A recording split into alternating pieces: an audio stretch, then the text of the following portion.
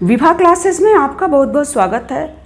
आज व्याकरण में हम अनुच्छेद लेखन आपको बताएंगे कि अनुच्छेद लेखन क्या होता है। ध्यान दीजिए, किसी दृश्य, घटना, अपने विचार या भाव संक्षिप्त रूप में लिखने की विधि को अनुच्छेद लेखन कहते हैं। अब अनुच्छेद लेखन में क्या क्या चीज़ होनी चाहिए, इसमें क्या क्या ध्यान देनी चाहिए और इसकी विशेषताएं क्या हैं। अनुच्छेद लेखन में लिखने की जो शैली है वो प्रभावपूर्ण शैली होनी चाहिए, भाषा सहज होनी चाहिए, सरल और अपने भाव को अभिव्यक्त करने में सफल होने चाहिए। देखिए, अनुच्छेद लेखन बहुत बड़ा नहीं होना चाहिए, उसमें 80 से 150 शब्द ही आने चाहिए। अनावश्यक शब्दों से बचे ताकि हमारा अनुच्छेद कहीं विस्तृत न हो जाए, तो अनुच्छेद नहीं रह जाएगा, ये एक तरह से निबंध का रूप ले लेगा। और दूसरा चीज़ कि एक ही शब्द को आप बार बार मत लिखिएगा, अभ्यास करना भी जरूरी है। अनुच्छेद लेखन सही होना चाहिए और सटीक शब्दों का प्रयोग करें, और उसमें आप सूक्तियाँ का प्रयोग कर सकते हैं, मुहावरे का प्रयोग कर सकते हैं, या फिर अपने तरफ से शायरी वगैरह आप उसमें लिख सकते हैं ताकि वो प्रभावपूर्ण बने। तो आप संकेत बिंदु को अपने माइंड में रखिए और उसी के अनुसार संकेत के ही अनुसार अनुच्छेद लेखन करिए। लेकिन परीक्षा में कभी कभी अनुच्छेद दे के और संकेत बिंदु दे दिया जाता है, तो ये तो और ही आसान हो गया अनुच्छेद लिखने के लिए। तो आप उन संकेत बिंदु के अंदर ही अपने वाक्य लिखिए कि संकेत बिंदु से वाक्य जुड़ा रहे, एक दूसरे से संबंधित रहे। इसके बाहर के वाक्य आपको नहीं लिखने हैं। अनुच्छेद लेखन निबंध का लघु रूप है। जिस विषय पर निबंध लिखने को दिया रहेगा उसके हर पक्ष को हम देखेंगे, उसके हर पक्ष पर लिखेंगे।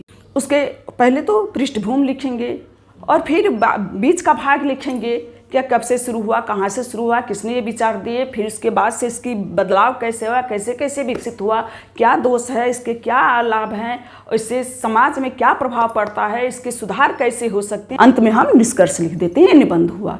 लेकिन अनुच्छेद में सभी पक्षों पर नहीं, किसी एक पक्ष पर लिखना पड़ता है। थोड़े से पैराग्राफ में आपको बता ही दिए हैं कि 80 से 150 शब्द होने चाहिए, तो किसी भी विषय के एक पक्ष पर लिखना होता है। बाकी संकेत बिंदु रहेंगे, आपके सरल और सटीक शब्द के चयन होंगे। आपके वाक्य ऐसे बनाइए ताकि दूसरों को समझ में आ जाए वो चीज़ जो आप कहना चाह रहे हैं और दूसरे भी समझ सकें। तो इस तरह से आप अनुच्छेद लेखन कर सकते हैं। जैसे ग्लोबल वार्मिंग है, आपका अनुच्छेद लिखने को दे दिया और संकेत बिंदु भी दे दिया। ग्लोबल वार्मिंग क्या है तथा ये कैसे होती है। तीसरा संकेत, इसके उपचार तथा उपसंहार। अब 3 संकेत बिंदु दे दिए। अब इन्हीं तीनों संकेत बिंदु के बीच में आपको ग्लोबल वार्मिंग के बारे में लिखना है। ग्लोबल वार्मिंग शब्द का अर्थ है संपूर्ण पृथ्वी का तापमान में वृद्धि होना। हमारी पृथ्वी पर वायुमंडल की एक परत है जो विभिन्न गैसों से मिलकर बनी है, जिसे ओजोन परत कहते हैं। और ये ओजोन परत सूर्य से आने वाले परबैंगनी तथा अन्य हानिकारक किरण पृथ्वी पर आने से रोकते हैं। गलत मानवीय क्रियाओं द्वारा ओजोन परत में छिद्र हो जाने के कारण सूर्य की हानिकारक किरणें पृथ्वी के वातावरण में प्रवेश कर रही हैं और ग्लोबल वार्मिंग बढ़ा रही हैं। इससे न केवल मनुष्य बल्कि पृथ्वी पर रहने वाले प्रत्येक प्राणी त्रस्त है। यदि समय रहते इसको रोका न जाए तो इससे मानव सभ्यता खतरे में पड़ जाएगी।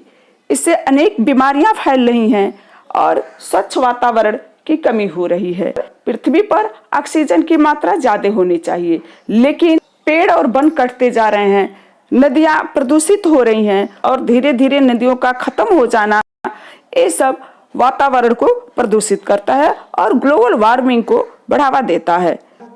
ग्लोबल वार्मिंग को यदि रोका नहीं गया तो मानव सभ्यता खतरे में पड़ जाएगी। वृक्षारोपण को बढ़ावा देकर, नदियों की साफ सफाई करवाकर और कारखानों के धुओं तथा सड़क के वाहनों के चलने से हो रहे धुओं के बचाव से हम पर्यावरण में ऑक्सीजन की मात्रा बढ़ा सकते हैं और कार्बन डाइऑक्साइड को कम कर सकते हैं और आने वाली मानव जात हमारी खतरे से बच सकती है।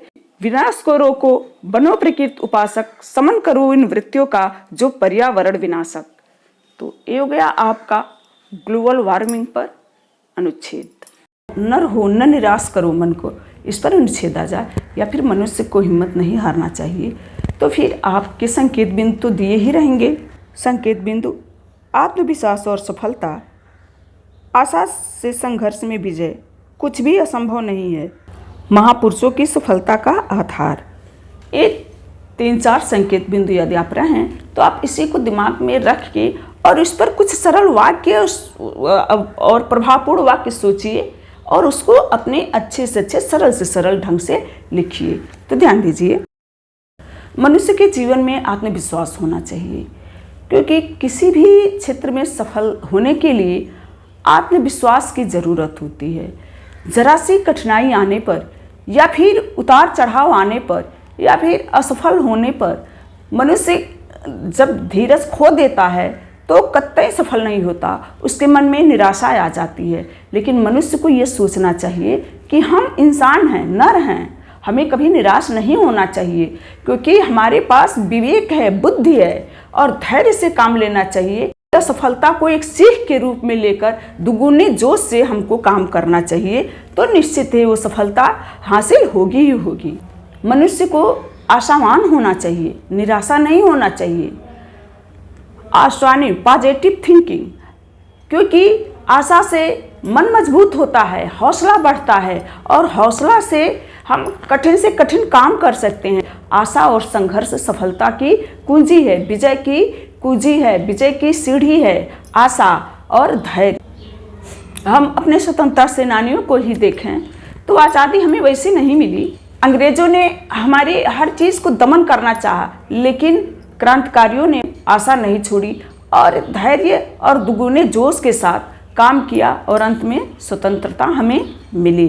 तो आशा से संघर्ष में विजय होती है। ये बात सही है कि हम हैं तो समाधान है। कोई भी समस्या इतनी बड़ी नहीं हो सकती कि जिसका कि मनुष्य के पास समाधान न हो। किसी भी समस्या को इतना बड़ा नहीं मानना चाहिए। मनुष्य के दिमाग से बड़ा कुछ भी नहीं है। मनुष्य वैसे ही नहीं चाँद पे पहुंचा। मनुष्य विज्ञान की इतनी प्रगति वैसे ही नहीं की। आशा से, उत्साह से कई बार सफलता मिली, असफलता मिली, लेकिन वो अपने कार्य में लगे रहे और आज विज्ञान के क्षेत्र में इतनी तरक्की हो गई। वैज्ञानिक एक ही परीक्षण में, किसी से एक ही प्रयोग में वो चीज़ असफल रहती और निराश होकर बैठ जाता तो ऐसा नहीं होता। क्या कमी है उसको सुधारने की कोशिश किया और फिर आगे बढ़ा तो आज विज्ञान में कितनी सारी प्रगति। इसी तरह से किसी भी क्षेत्र में हम आशान्वित हों, संघर्षरत हों, आशा के साथ काम करें, उत्साह के साथ काम करें तो हमें सफलता अवश्य मिलेगी। अनेक महापुरुषों ने संघर्ष के बल पर, आशा के बल पर, उत्साह के बल पर सफलता हासिल की। महात्मा गांधी हुए, अब्राहम लिंकन हुए, एडिसन हुए। ये लोग यदि संघर्ष करना छोड़ देते, आशान्वित होना छोड़ देते तो फिर सफलता नहीं मिलती इनको।